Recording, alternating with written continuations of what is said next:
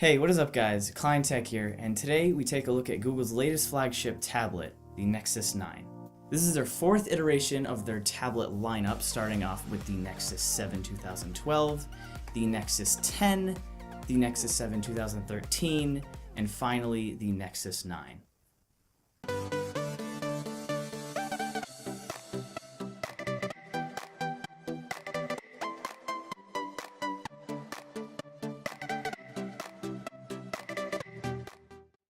Starting off with the physical aspects, on the front, this tablet has a 1.6 megapixel sensor, dual front-facing boom sound HTC speakers. I'll get to those later. On the top, we have our 3.5mm headphone jack. On the bottom, we have our charging port, USB 2.0, and a microphone. On the right side, we have our volume rocker, power button, and another microphone. On the left side, it is completely clear.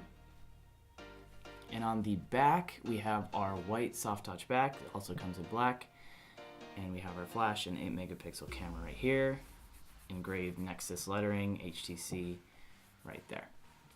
This tablet's made by HTC, as you can clearly tell by the backing and the dual boom sound speakers on the front.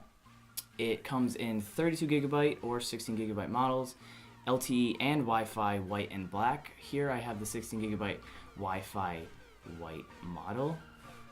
As for ergonomics, the Nexus 9 is perfect for both one-handed and two-handed use. The chamfered edges on the side and the metal on the side gives it a lot of comfort when you're gripping it with one hand. Of course, you will have to have somewhat larger hands in order to do this, but it is still pretty good for one-handed use. And on the sides, you have a pretty respectable bezel that allows a lot of space for your thumbs to go when you're playing a game or watching a movie, but it still isn't too big. The 8mm thinness of this tablet also adds to the ergonomics, as it is very, very light. The soft touch back, while on the black model, seems to be a fingerprint magnet. On the white models, it is completely fine.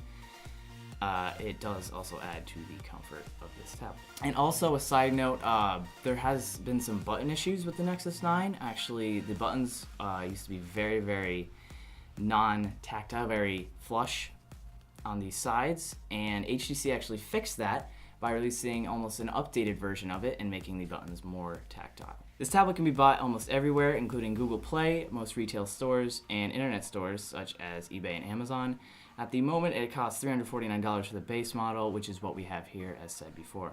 Moving on to the screen, the Nexus 9 has an 8.9-inch IPS LCD display coming in at a resolution of 1536 by 2048 pixels with a screen density of 281 pixels per inch. The display is great at producing accurate colors without being too saturated or too flat. HTC has done wonders here with this tablet with video watching and gaming. The dual-core 2.3 GHz Tegra K1 chip. There are no drop frames or lag while playing games on the screen, but the panel, however, does seem to have its faults. There's noticeable light bleed when looking at the boot screen or just a black screen in general. While it can be noticed a little with some darker games, it hasn't bothered me too much. Another point to note is the tablet's 4:3 aspect ratio, which is a little weird. Although all the iPads have this ratio, it still doesn't feel right to me. I'd love to see a 16:9 aspect ratio, but it is what it is. The screen makes this tablet great for consuming media, is the dual front-facing HTC boom sound speakers. I can't tell you enough, I am absolutely in love with these. They are nice and crisp, clear, and balanced, much better sound than any device out there with speakers on the back or side. They do get quite loud too, so volume is not a problem. I really do also like how HTC has built them into the front of the tablet with a subtle slice out of the glass on each end of the tablet, as you can see here. It really does add to the design of it. The 6700 milliamp hour battery in this is about average for a tablet. I've been spoiled by the insane battery life of the iPad Air's 8600 milliamp hour battery, and I can tell you that this is a step down in battery life. With the Air, I usually get about 4 days of battery life with about 13 plus hours of screen on time. I could squeeze the iPad through a week if I kept usage low because of the immaculate standby time. With the Nexus, however, I usually will get around 2 to 3 days of battery with around 7 hours of screen on time. I may be able to get it through another day, but the standby prevents me from doing that. I will usually lose anywhere from 4 to 10% overnight, depending if it's idle the entire night or it installs updates or I get notifications. The 8 megapixel camera on this tablet isn't amazing, but it gets the job done if you need it to scan barcodes or film a short video of something, as it will record in 1080p at 30 FPS with stereo surround sound. As for pictures, they aren't great. They seem to be very noisy if not taken in the right light. The darker the room gets, the more noise will appear, and it's not subtle at all. A few other points to note is that the tap to expose is very aggressive. If you tap on a dark area, all of the lighter objects in the picture will be washed out, and if you tap on a lighter area, all the blacks will become invisible. Also, when taking pictures or video, I have noticed that the camera is very fussy about focusing. It seems like it almost has an OCD of some sort, constantly refocusing and adjusting, and it can get pretty annoying if trying to film a video or want to capture a picture quick, as this will delay its shooting. But having said all of this is pretty much forgiven because most people don't usually do many things with their tablet's camera. It's just there as a tool in this case. As for the front camera, it is not amazing. It's a 1.6 megapixel sensor capable of 720p video. As I said before, nothing astonishing here. But again, it's forgiven because the front camera is most likely used less than the back on a tablet, if at all. So now getting to the real reason why you're even watching this video. Android 5.0. The Nexus 9 is the first tablet to be built around Android 5.0 Lollipop and have it right out of the box. It being vanilla, straight from Google, makes this even more enticing. Lollipop hasn't taken off just yet, with KitKat just recently taking hold of the most used OS in the Android market, but let me tell you, it is miles better than KitKat in every way.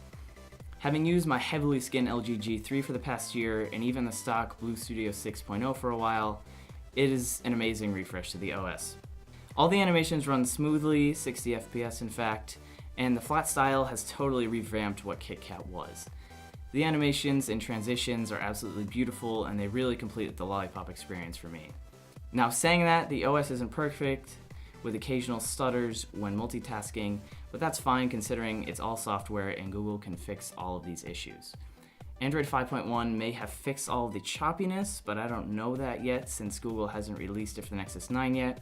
Devices like the Nexus 6, 5, 10, 7, and Google Play editions of some phones have it, and the Nexus 9 should have it in the coming weeks. And a video will actually be coming of the changes Google made with 5.1 on the Nexus 9. But stock 5.0 is still overall a great experience, with no carrier bloatware or heavy skin weighing the system down. And there's one more thing that I want to mention before I conclude this video, and what it is a problem with the processor. If you come back to your Nexus 9 after a day at work or simply haven't been using it for a while and go to use it, you may notice that the first 5 minutes or so, it starts to get noticeably hot. So noticeable, it can be felt through a case, actually. I've had a leather case on this for its entire life, and I've had it to get 104 degrees according to a CPU reader. It's not good at all. Those few minutes at the start of the usage seem to be the processor waking up and overworking itself, but once those few minutes pass, the tablet cools down and adjusts for what you are doing, so not too much of a problem, but definitely something to watch out for. Personally, I can tell you this tablet is absolutely worth it if you're into tech, and if you need to get your hands on Android Lollipop and need a new tablet, this is perfect. Of course, there are a few gripes mentioned already, the bad camera, average battery life, and weird overheating issue, but if you can look past these things, I can't recommend a better Android experience on a tablet than the Nexus 9 right now.